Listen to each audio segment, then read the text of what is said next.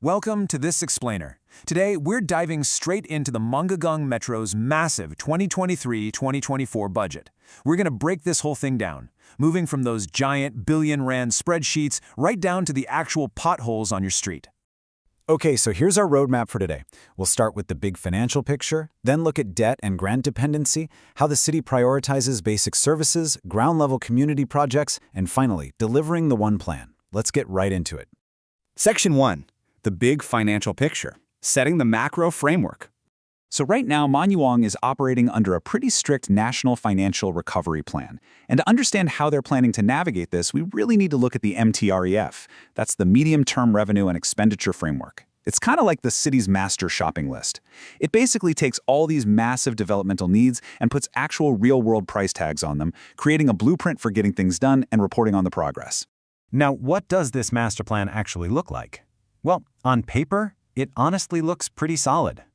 We're looking at a projected operating revenue of 9.31 billion rand, compared to 8.63 billion in expenses. So what that means is the city is projecting an operating surplus just for its day-to-day running. Moving on to Section 2, Debt and Grant Dependency, the Financial Reality Check. But here's the catch. While the day-to-day operations might be covered, the 1.15 billion rand capital budget, the money actually used for building new things, faces a pretty harsh reality. A massive 81% of capital projects rely entirely on national grants and subsidies. Think about that for a second. It's essentially like paying for 80% of your home renovations using someone else's credit card. Only 19% of this budget is internally funded.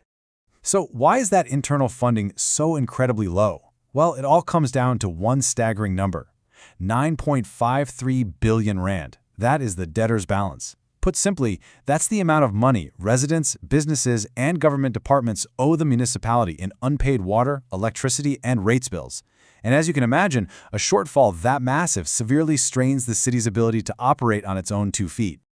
And honestly, those unpaid bills aren't even the only headache here. The metro is really getting squeezed from all sides. We're talking about ancient infrastructure that's constantly breaking down, plus these massive bulk service bills from Eskom and Bloomwater that come knocking every single month. These compounding pressures are exactly why the national government had to step in with that recovery plan we talked about. Which brings us to Section 3, prioritizing basic city services, or what's known as the funding bias. Because money is just so unbelievably tight right now, the city has to rely on a funding bias. Basically, they are forced to choose only the absolute most critical lifelines. In real terms, that translates to 140.1 million rand specifically dedicated to upgrading water systems, a massive 207.9 million just to keep the power grid alive, and another 80 million targeted at keeping the roads drivable. Beyond those 3 main pillars, the remaining cash really has to stretch. We're looking at 280.4 million earmarked to upgrade informal settlements, down to 50.9 million just for unblocking and maintaining the city's heavily strained sewer networks. Plus, there's a modest 29.8 million thrown in to try and stimulate economic and rural growth. They're really trying to make every cent count. Okay, Section 4, Ground-Level Community Projects, rands and cents in action.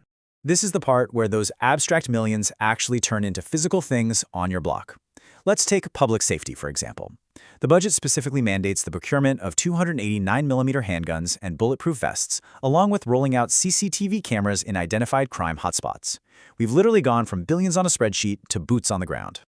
You remember that 80 million rand for roads we just talked about? Well, here is the actual target for that money: resealing 65 kilometers of roads across the metro and paving 4.4 kilometers of brand new streets, specifically in Bergman Square. It really brings those high-level numbers vividly to life, doesn't it? That same laser focus applies over to utilities too. Scent-like is putting up high-mast lights in wards 1, 6, 7, and 11, and they're wiring up 400 homes to the power grid for the very first time. Meanwhile, on the water side of things, targets are focused on the Garyeep Water Augmentation Project and fixing vital bulk pipelines in areas like Dan Pinar and Tempe. Now, for human settlements, Phase 3 is absolutely huge. This phase brings individual water and sewer connections directly to areas like Sonderwater, Chris Hani, and Matlaharenpling. Plus, they are actively acquiring over 226 hectares of land to finally relocate communities that are currently living in uninhabitable areas. And finally, Section 5, delivering the one plan Intergovernmental coordination. Look, the Metro simply can't fix everything entirely on its own. Enter the One Plan. This is basically an all-hands-on-deck approach where provincial and national departments step in to help lift the load. Right now, for instance, the Department of Human Settlements is building 900 housing units across Botshabelo and Tharbanachu, while the Department of Education is busy constructing new schools, including a brand new autism school in Laurier Park. And at the national level, the Department of Water and Sanitation is pitching in as well. They're driving Phase 1 of the Welbedacht pipeline with a dedicated 20 million rand budget. It's actually a really clear example of teamwork being used to solve these essential, massive infrastructure bottlenecks.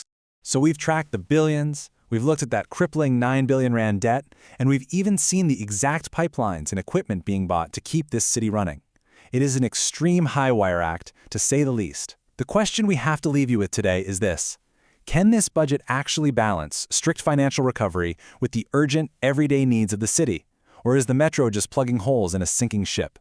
Thanks so much for joining us for this explainer, and keep looking closely at the numbers shaping your world.